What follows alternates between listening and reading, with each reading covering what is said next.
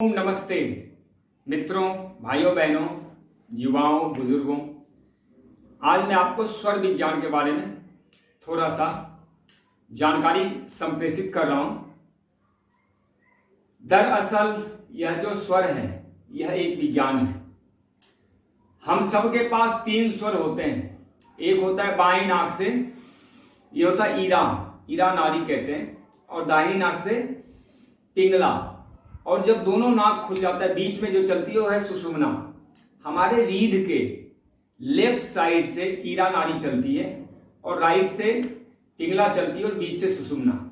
और तीनों 7 जगह पे आपस में काटती है, चक्र क्रॉस करती है।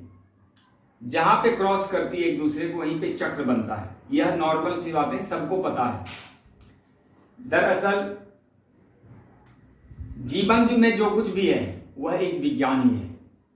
यह प्रकृति का अनुपम विज्ञान है और इसको नियत करने वाला, इसका नियंता वह सर्वशक्तिमान मालिक परमात्मा विश्व पिता है।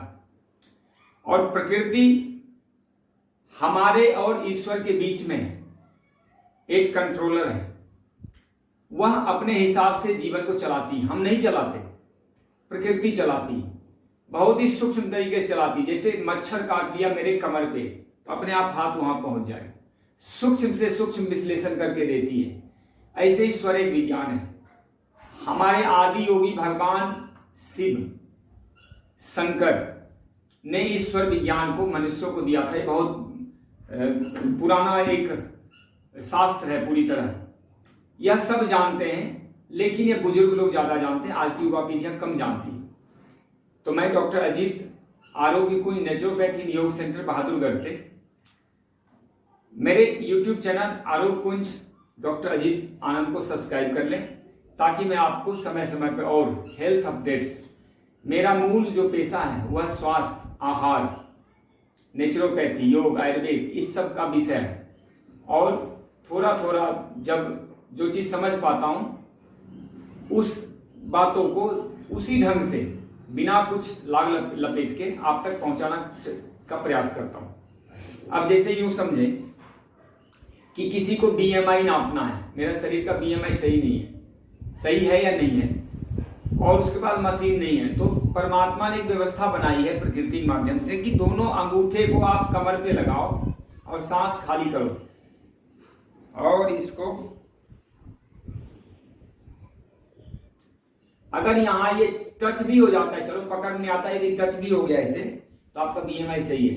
आपको मीटर में गुना भाग करने की जरूरत नहीं है, फिर उसका मापदंड देखने की जरूरत नहीं। ओके, अब मैं आता हूं अपने मूल विषय पे। स्वर विज्ञान दरअसल आपको स्वास्थ्य, समृद्धि, शांति, सुख, संपत्ति, संस्कार, या जो भी आप यात्रा देशाटन करते हैं, आपको सफलता मिलेगी उस विषय में, उस काम में, या उस परीक्षा में, या उस व्यवसाय में, यह सब स्वर विज्ञान आपको बता देती है। कौन से रोगों का निवारण किस प्रकार होगा, वह सब स्वर विज्ञान के ऊपर डिपेंड करता है। हमारा जीवन जो प्रकृति से आबद्ध रहता है, संचरित होता है, वह आपको चंद्रमा, ग्रह, नक्षत्र से भी जुड़ा हुआ है। यह स्वर विज्ञान आपको बताता है।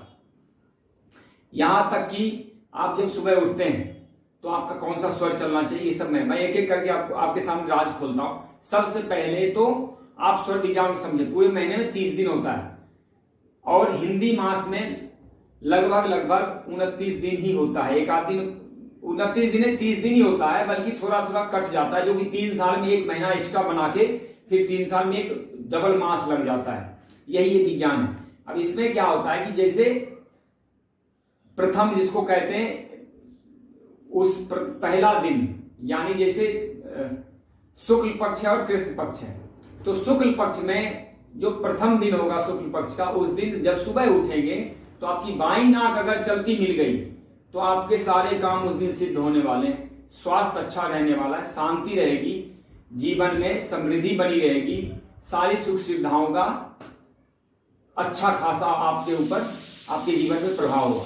लेकिन यदि जो पहला दिन ही, यानी शुक्ल पक्ष मतलब होता है जो प्रकाशमान होता है रात्रि, यह सब आपके माता पिता, बुजुर्ग लोग समझा देंगे। शुक्ल पक्ष के पहले दिन यदि दाहिनी नाक चलती मिल गई तो नुकसान होगा, आपका स्वास्थ्य अच्छा रहेगा, अशांति रहेगी। तो शुक्ल पक्ष के पहले दिन आपका बायां नाक सुबह चलना चाहिए। यदि नहीं चलता है इसका मतलब आपका स्वास्थ्य अच्छा नहीं या फिर कुछ हानि होने वाली है, तो दाहिना करवट लेट जाए सुबह उठते ही, थोड़ी देर के लिए रिलैक्स करें, बायां नाक चलाएं। बायां नाक चलाने के लिए एक और विधाई बता देता हूं।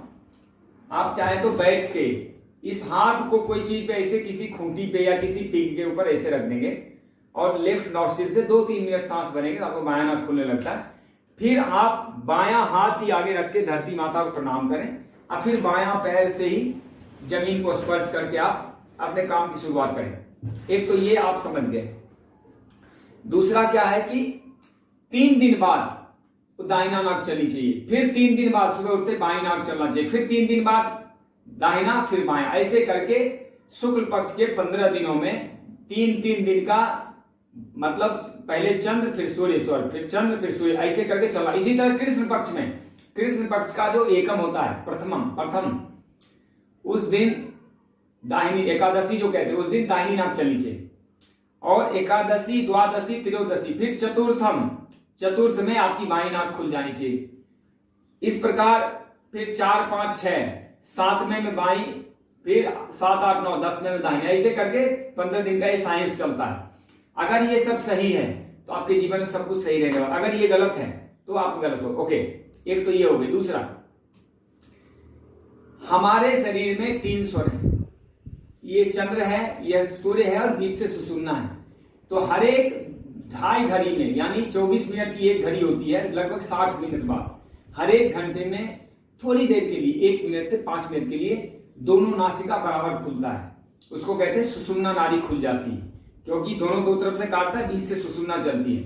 उस समय अगर आप सजग रहते हुए 4, 5, 10 सांसें भर लेती, आपको करना कुछ नहीं है, आप काम करते रहें, बस सजग रहना, होश में रहना कि मेरी कौन सी सांसें चल रही है, तो उस समय 4-5 सांस भर लें तो आपके लिए बहुत फायदेमंद रहता है। कभी ऑक्सीजन की कमी नहीं होगी, कभी आपका लीवर किडनी खराब नहीं होगा, स्वास्थ्य खराब नहीं होगा। एक तो ये बातें हो गई।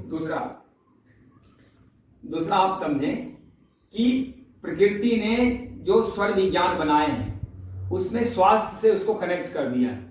यदि पित्त का रोग लग गया तो बाई नाक ज्यादा चलाएं। आप बैठ के 1 घंटे आधे घंटे, जैसे कैंसर है, मान लीजिए किसी को कैंसर है और वह लेफ्ट हैंड को, एक कांख का आपस में होता है, कांख यदि चिपका रहेगा तो आपका एक नाक खुलेगा दूसरा नहीं खुलेगा।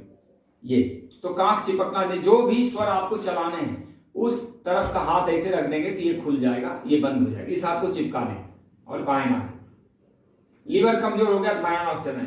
इसी प्रकार किसी को ठंड का रोग लग गया, किसी को अर्टिकेरिया हो गया, शीत पित्त हो गया, तो उसको दाहिनी हाथ खोलनी है। अगर चलो ये खूंटी नहीं तो इसे रखते हैं, आप बस कांख टच नहीं करते, कुछ नहीं तो तकिया रख सकते हैं इसे। ये बहुत गहरा स्वर विज्ञान है। देखिए, जब भी ठंड का रोग लगे तो दाहिना नाक चलाएं, यानी बायां बंद करके दाहिनी तरफ हाथ करके प्राणायाम करिए। दाहिने से भरे बाएं से छोड़े, दाहिने से भरे बाएं। जब भी गर्मी का रोग लग गया, कैंसर हो गया, HIV हो गया, अर्थराइटिस हो गया, BP हो गया, शुगर हो गया, मोटापा हो गया, इस सब ढंग के थायराइड हो गया, तो दाहिना बंद करके बाएं से सांस लें। इसी तरह कफ का रोग हो गया तो बायां बंद करके दाहिना से, क्योंकि कफ में भी गर्मी के लिए उसको पिघलाने के लिए। एक तो ये समझ में आ गया। देखिए, हमारे शरीर को कौन कंट्रोल करता है? हमारे शरीर को कंट्रोल करता है मन। और उससे भी पहले जाए तो शरीर जो इंद्रिय हैं, इंद्रिय ही कंट्रोल करते हैं शरीर को, जैसे हाथ है, पैर है, मुख है, नाक, कान, ये। और इसको कंट्रोल करता है मन, और मन को कंट्रोल करता है सांसें। यह सांसें बड़ी गजब की चीज है, और ये सबसे नजदीक हमारे जीवन में भगवान ने सांसें दी है। भगवान कृष्ण ने गीता में कहा, नासाग्रे ध्यान, सबसे पहले ध्यान अपने सांसों का कर। सांसें आप लंबी गहरी भर लें और रोक लें। जिनका मन बहुत भटकता है, भटकना बंद हो जाएगा। सांसों के साथ आपका मन जुड़ा हुआ है। शरीर को मन कंट्रोल करता है और मन को सांसें कंट्रोल करती, और सांस उस सांसों को भी आंखें कंट्रोल करती। यदि आंखें आप फाड़ फाड़ के देखते रहे इसे, तो आपका मन बिल्कुल शांत हो जाएगा। जितनी गहरी और शिथिल धीरे धीरे सांसें होंगी उतना आपका मन शांत होगा। तो मोटे तौर पे आप ये समझ गए होंगे कि आपका सांस कैसे कनेक्ट होता है। सुबह उठते और रात को सोते वक्त ध्यान रखिए। दिन में जब आप आराम करते हैं, तो जब खाना खा लेते हैं, खाना खाने वक्त यदि आपका राइट नॉस्ट्रिल चल रहा है, दाहिना नाक चल रहा है, तो आपकी अग्नि अच्छी है, पाचक अग्नि अच्छी है, आपको भूख भी लगेगा, पचेगा भी। लेकिन खाना खाने वक्त आपका बायां सांस चल रहा है तो वो उतना अच्छा नहीं है। इसी प्रकार रात को सोते जाने वक्त आपका दाहिना नाक चलना चाहिए, राइट। लेकिन जब दिन में आराम करते हैं तो बायां नाक चलनी चाहिए। इसी प्रकार कोई पूजा पाठ हवन यज्ञ करने आप बैठते हैं, उसमें बायां नाक चले। संतान उत्पत्ति के लिए भी स्वर विज्ञान है, वह मैं अलग से आपको एक समझाऊंगा। मनचाही संतान के लिए ये पूरा स्वर विज्ञान, आपका जीवन पूरा डिपेंड करता है स्वर विज्ञान से। मोटे तौर पर आप ये समझें कि जो होश में रहते हैं, ध्यान करते हैं, सजग रहते हैं अपने जीवन प्रति, उनको अपने सांसों का पता होता है और सांसों के अनुसार वो जीवन में, एक तरह से ज्योतिष शास्त्र भी है। ज्योतिष शास्त्र क्या कहता है कि बारिश होने वाली छाता लेके जाओ, वो बता देगा आपको कि छतरी लेके जाओ, आगे बारिश होने वाली या कोई आंधी तूफान आने वाला व्यवस्था करके जाओ, या आगे कुछ गड़बड़ या अच्छा होने वाला, आपको इंडिकेशन देता है। ऐसे स्वर विज्ञान इंडिकेशन दे देगा आपके पूरे जीवन का। जो थोड़ा बहुत सजग रहते हैं, जो स्वर विज्ञान समझते हैं, जो अपने सांसों को जानते हैं, वह जीवन में सफलता पाते हैं, सुख पाते हैं, शांति पाते हैं, स्वास्थ्य पाते हैं, समृद्धि पाते हैं, मनचाही संतान पाते हैं। संतानों की शिक्षा में उनको लाभ मिलता है, संतान को भी वो गाइड कर सकते हैं। और इस परीक्षा में अच्छा अंक चाहिए, अच्छा नंबर चाहिए। परीक्षा का भी ये विज्ञान है। परीक्षा देते वक्त आपका जब बायां नाक चलेगा तो वह जल्दी बुद्धि में, क्योंकि शीतल होती, बाई नासिका हमेशा शीतलता देती। शीतल मतलब ठंडा, शांति। शांति से आप ज्यादा ज्ञान विज्ञान सोच के काम कर सकते हैं। लेकिन यदि आपको कोई मेहनत का काम कर, उस समय दाहिना नाक चलना बहुत जरूरी है। दोनों का अपना महत्व, कोई कम या ज्यादा नहीं है, लेकिन बायां नाक ज्यादा सुखकारी है। मैं इसको दोनों को बराबर महत्व दूंगा, दोनों का अलग अलग साइंस है। लेकिन जब पराक्रम करते हैं, पौरुष करते हैं, कोई खेल में जाते हैं, कोई गेम करते हैं, कहीं आपको सेना में काम करना है, उस समय कोई मोर्चे पे लड़ाई लड़े, उस समय दाहिना नाक चलेगा तो आप पराक्रम अधिक दिखा पाएंगे। कोई राइडिंग करनी है, कोई योग ध्यान करना है, इसी तरह जब मेडिटेशन करने बैठते हैं तो उस समय बाई नाक खोले। और इस सांस को खोलने का मैंने आपको तरीका बता दिया। तकिया ले लीजिए, तकिया को करने की या कुछ फंसा लें, आप आराम से बैठे, आपका ये दोनों कांख आपस में नहीं चिपकना। कांख चिपकेगा तो आपका स्वर बिगड़ जाएगा। कांख अलग वो भी नहीं कर सकते तो ऐसे रख दें। पहले आप देखते होंगे ऋषि मुनि खूंटी पे अपना हाथ रख देते। अगर आपको दाहिनी नाक चलानी है तो दाहिना खाली कर दें, ऐसे कांख से हटा दें और सांस लें। 1 मिनट भी नहीं, 30 सेकेंड में कई बार खुल जाता है। बाई नाक चलानी है तो इसको ऐसे कर लें, ये। और सांसें जितनी शिथिल होगी उतना आपका जीवन अच्छा होगा। सांसों का सारा कंट्रोलिंग होता है मन के ऊपर। मन उसी का भटकता है जिसकी सांसें बहुत तेज चलती है, जिसको पता नहीं होता है जीवन में, हर चीज के लिए भगदड़ मचाता रहता है। हाँ जल्दी जल्दी नहीं करने काम को, एक समय में एक काम करने, तभी आप सफल हो पाएंगे। क्योंकि आपकी ऊर्जा खंडित हो जाती है। एक साथ में 4 काम करूं, खाना खाऊं, टीवी देखूं, बातें करूं, पेपर पढ़ूं, मोबाइल चलाऊं, मेरे 5 काम खंडित हो गए। अब मैं एक ही समय में एक काम, पहले खाना खाऊंगा, फिर मोबाइल चला लूंगा, टीवी देख, मेरी 5 काम से, आप गाड़ी चला रहे हैं और मोबाइल देख रहे हैं आप, तो आपकी ऊर्जा खंडित हो जाएगी, एक्सीडेंट होने के खतरे बढ़ जाएंगे। क्योंकि आपको होश ही नहीं, फिर जो बातें करनी वो भी अधूरी रह जाएगी। बार बार फोन लगाएंगे, बार बार याद करेगा कि ये तो मैंने बात नहीं किया। इसलिए गाड़ी साइड कर लें और आराम से। तो इसमें सांसों का कंट्रोल बनता है। जैसे सांसों का कंट्रोल होगा तो आप एक समय में एक क्रिया करेंगे, भगदड़ नहीं मचाएंगे, शांति से जिएंगे, आप ज्यादा काम करेंगे, थकेंगे नहीं, प्रोडक्टिविटी बढ़ जाएगी, सफलता ऐसे मिलेगी। यहां से धन भी आता है, स्वास्थ्य भी आती, उन्नति भी आती, शांति भी आती है, परिवार में खुशियां भी रहती है, सब कुछ होता है। 100 वर्ष तक भी लोग जीते हैं सांसों विज्ञान पाके, जीवन में बड़ी ऊंचाई प्राप्त करते हैं। तो मैं जहां तक समझता हूं, मैं इतना डीप तो नहीं जा पाया क्योंकि बहुत बड़ा विज्ञान, पूरा शिव महापुराण पढ़ेंगे तब इसको, लेकिन मोटा मोटी आप ये समझ लें, आपके जीवन में बहुत सारी क्रियाकलापों को यह स्वर विज्ञान कंट्रोल करता है।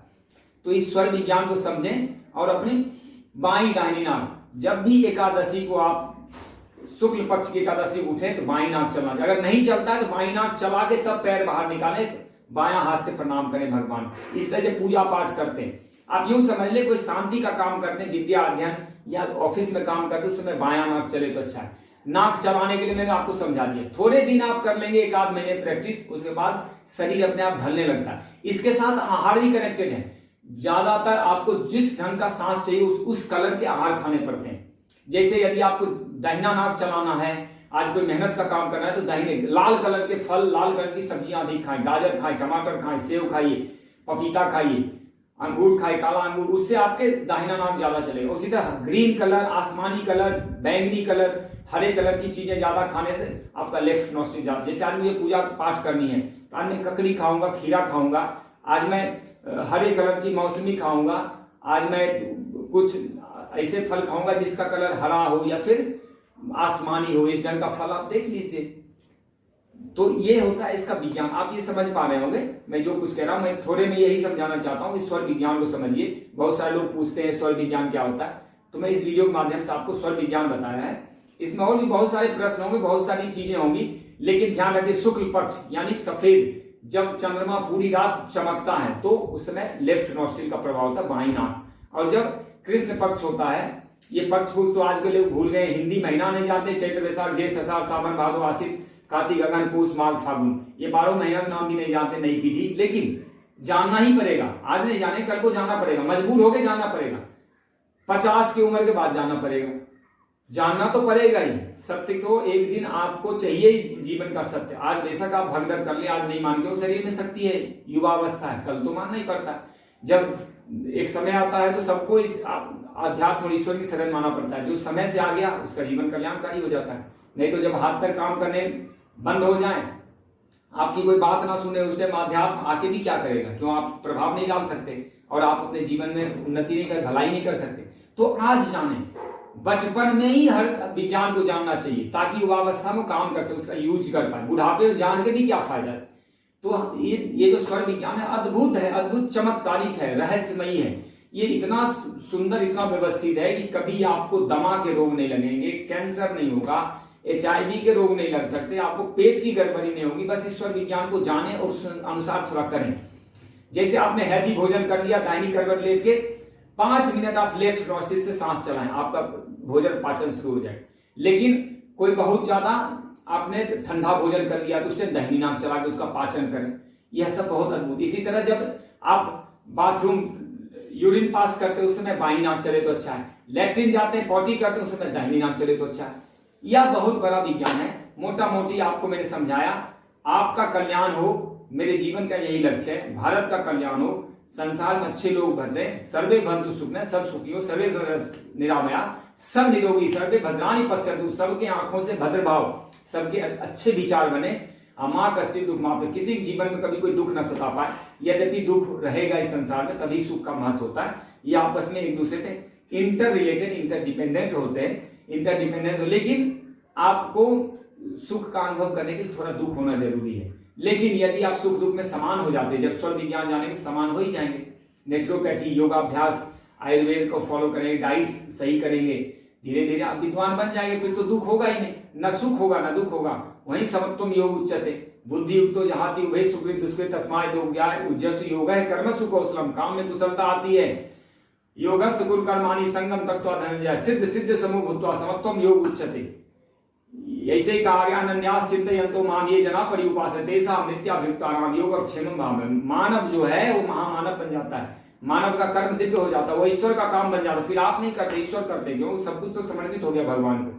फिर वो भगवान का जीवन हो जाता है। आपका जीवन आप नहीं जीते, वो ईश्वर जीते हैं। जब तक रखेंगे रहेंगे, भय निर्भय हो जाता है, कंफ्यूजन हट जाता है, शिकायतें नष्ट हो जाती है। इस सबको जानने से किसी से कोई शिकायत नहीं रहेगी, किसी पे कोई आप ब्लेम गेम नहीं खेलेंगे, किसी में कोई कंफ्यूजन नहीं होगा, कभी दुख नहीं होगा, ना कभी सुख होगा।